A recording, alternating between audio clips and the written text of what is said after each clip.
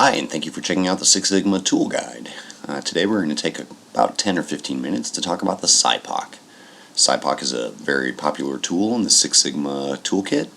It's an acronym that stands for Suppliers, Inputs, Processes, Outputs, and Customers, and it is a great way to get a good sense of a process if you're working on a process improvement project.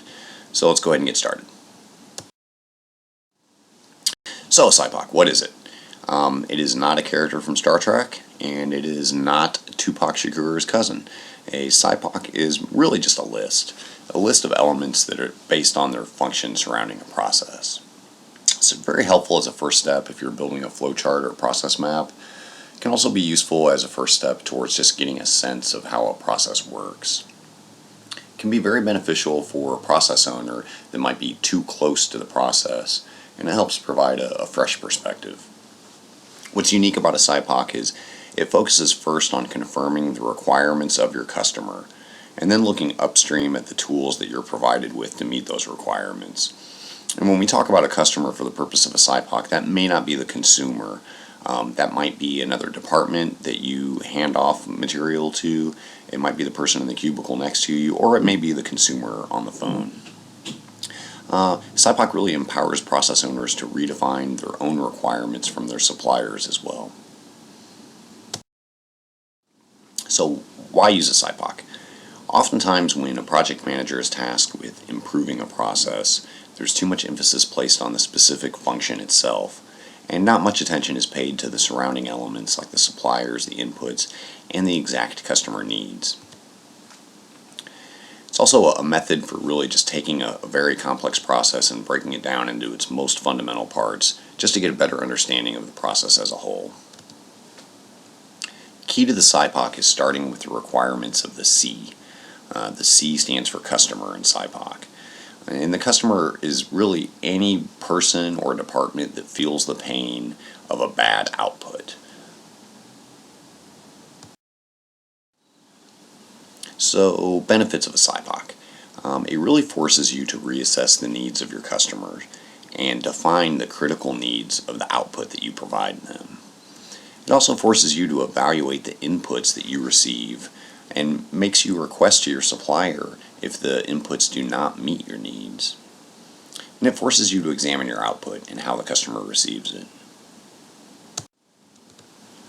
So let's take a look at each of these components. And we're going to start with the customer because that's the most important piece of this.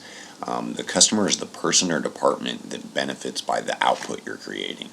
So they're going to receive that output and either be happy with it or they're not going to be happy with it. They think it's a defect. If it's a defect, it's because it did not meet the customer's requirements. So it's very important to spend a lot of time here understanding who your customer is and exactly what it is they want from this output. Whatever that widget is, whatever you're providing to them, what does the perfect one look like? The better you understand that, the better you can manage the next piece of the process. Again, the output, this is the product that you're creating. If you work in the call center, your output might be the answer to a question that came in on the 800 number. If you are in accounting, your output might be a spreadsheet that you're sending to a specific department for their budgetary needs. Process, this is the actual act of transforming inputs into outputs. This is usually depicted on a process map or a flow chart as a series of steps or procedures. This is where we spend a lot of our time talking about and thinking about. This is actually making the donuts. This is actually putting together the spreadsheet that's going to be sent to your customer. Or this is the act of researching the question that has been asked of you by your customer. Input. These are the items or activities that are provided by suppliers, and this is the stuff that you take as the process owner and transform into output. The supplier, this is the source of that input. They typically provide things that you then take and transform into output. So if you work in the customer service arena, your output might be the answer to a question that your customer has on the phone. The input would be, the training materials that you use. That input is provided by a supplier. That's probably the training department or your manager. So you can kind of get a sense of how these things all fit together. So we're talking a little bit about what a SIPOC is. First, let's kind of break down what is a process. So if we think of a factory that produces plastic cups, they have vendors that provide materials, and they have some method for creating these cups, and which they sell to a party supply store. So really the vendor is the supplier. They provide raw materials, those are the inputs. The factory has some method, that's the process, for creating the cups, and the cups are the actual output. They sell these cups to a party supply store who is the customer. Now, if we change our perspective and we look at the party supply store, we realize that they see the factory as a supplier because the factory supplies them with one of the inputs they use to create these party kits. These party kits are their output that they sell to their customers. If we take two steps back, and we think about that vendor that supplied the raw materials to the factory, they see the factory as a customer because the output of the vendors is this raw material, raw plastics material. The factory is going to take that output and use it as input to create a cup for their customer. So you can see how all these separate businesses and separate systems or separate processes are really all interlocked within each other. And if you work in an office environment, you might start to see how this really comes into play in your daily life as well. So what does a SIPOC do for you? Well, it really helps define what your customer requirements are of the product you're providing. It gives you an understanding of the inputs that are provided to you while you're producing that output for your customer. And it gives you an opportunity to redefine what your requirements are of your suppliers. This realization that you're the customer to your suppliers and that you're probably the supplier to your customer really gives you a good sense of understanding how all these things are interlocked. So we're going to take a process at work and we're going to use photosynthesis. You might remember from your middle school science class that photosynthesis is really the act of plant growth. So we have a few players here. We have the sun and clouds. Those are suppliers in this scenario. The inputs they provide are the sunlight and water. The process is actual photosynthesis. So that's the act of the seed taking nutrients from the sunlight and water and producing an output. That output is this green leafy plant. That green leafy plant is for the customer here, Dino. Dino is our friendly leaf-eating dinosaur. So we have to have the exact right amount of sunlight and water, the exact right amount of inputs for this process of photosynthesis to produce output for our customer here. If you're missing inputs, what happens? If your suppliers don't provide you inputs or they give you too much or too little, the process doesn't work and you end up with a defective output. In this case, we have a brown kind of dying plant that Dino is not interested in eating. So we have a customer walking away, and in fact in this case we have a starving customer walking away. Now what's important to realize here is that the process of photosynthesis is fine. That seed did exactly what it was supposed to do. The problem was that we were missing inputs. We didn't have the correct amount of rainwater. We didn't have the correct amount of sunlight. So regardless of how good the process of photosynthesis is, if you're not receiving these inputs, you're not going to be able to create the product that your customer needs. In this case, our customer needs a green leafy plant, so we are unable to provide that, and we end up with a defective output. So what's important, and what you might walk away from after doing a SIPOC, is realizing that you have to have some control over these inputs.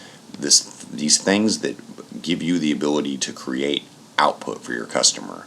You might not be able to ask the sun to provide a specific amount of sunlight, and you can't ask rain clouds to provide a specific amount of rainwater, but you can certainly make other adjustments like our scientist friend here has done with the sun lamp and using a hose to water the plants. This way they're able to use the exact right amount of inputs to create exactly right output for our happy customer here. We talked a little bit before about how one process's customer is probably a supplier to someone else. We talked about the plant being the output earlier. But if you change your perspective just a bit, you can see that the plant is kind of the supplier also. It provides input, this leaf, to the process of digestion by Dino here. The output of Dino is nice big fat dino steaks that are intended for this customer, the bigger dinosaur that's going to eat him. And we could do this all day long. We constantly, every day in work, we take some type of input, we go through some kind of process to provide some kind of output for someone else who likely will take that output and use it as input to create something else for another customer.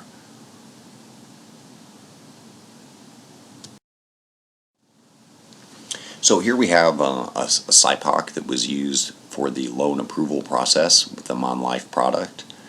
As you can see on the far right, we have a list of the customers. Obviously, we have the consumer as a customer.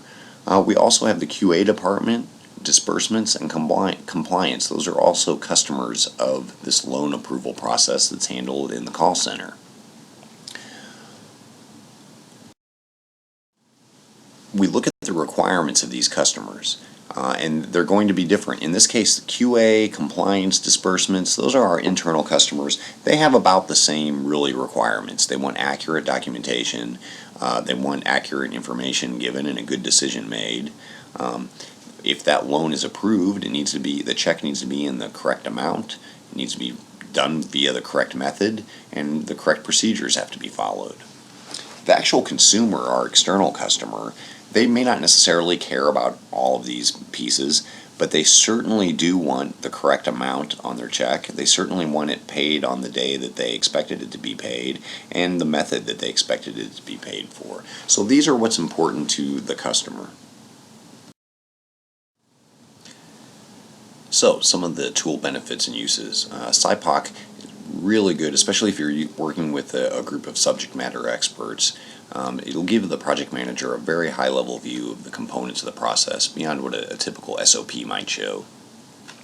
Standard flowcharts and process maps often focus entirely on the process itself within its own little box, without a complete illustration of the front end and the back end, which is really very important. It allows you to work backwards, starting with the customer. By first focusing on the customer and the customer requirements, the project manager gets a sense of the specifications the process is supposed to deliver, regardless of what it's currently delivering.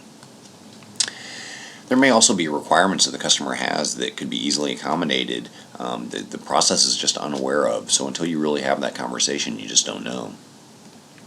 Oftentimes that simple first step leads to the realization that the process might even be overproducing, going to great lengths to satisfy some requirement that the customer no longer cares about, or maybe never cared about. So in summary, the requirements of your customers, what's important to them? Am I giving them more than they care about? Am I missing something that could be easily accommodated? Am I making my requirements known to my suppliers? Since I'm the customer to the supplier, can I influence the inputs I receive so that it's easier to turn that input into output for my customer? Have I been requiring things from my supplier that I really don't need anymore? Maybe once upon a time I needed a piece of data that I don't need anymore. But did I go back to my supplier and tell them I don't need it anymore? Because there's a good chance that they're spending time and money and resources trying to accommodate you for something you don't even need. So those are some of the benefits. I highly encourage you, if you're on any kind of process improvement project, or you're just trying to get a good sense of how some process works, to sit down and build a SIPOC, because it's going to give you a very good high-level view. It's going to force you to have some conversations that you might not have normally, and it's going to provide a good opportunity for you to create better output for your customer. It's going to give you the opportunity to go back to your suppliers and say, hey, you know what, you're giving me more than I need, or maybe you're not giving me exactly what I need. At the end of the day, we're going to streamline an entire process so that the customer is getting what he wants the way he wants it more often. Well, I hope you found this helpful. I would encourage you to use this tool anytime you're on a process improvement initiative, and please check out some of our other videos. Thanks a lot.